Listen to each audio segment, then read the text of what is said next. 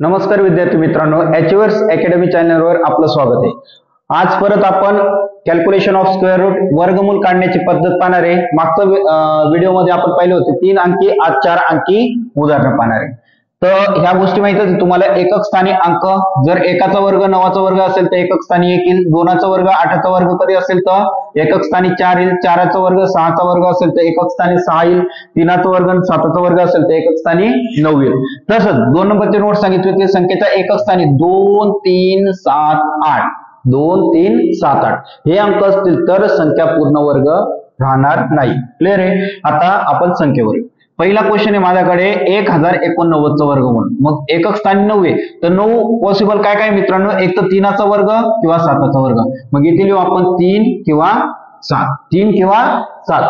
शेवटचे दोन अंक सोडले, बरोबर आहे। आता इकडे आला मित्रांनो 10, 10 तर 3चा वर्ग 9 आणि 4चा वर्ग 16। मग 10 कोण मध्ये आला, 9 आणि 16 मध्ये आला। किती, 9 आणि 16 मध्ये। तर या दोघांचा गुणाकार 3 चौक 12, 3 चौक 12। 3 आणि 4 पैकी 3 आहे म्हणून 3 3 इथे लिहून घेऊ। आता लहान का मोठा ते पाहून घेऊ। 12 पेक्षा 10 लहान आहे तर लहान उत्तर मित्रांनो 33। क्लिअर।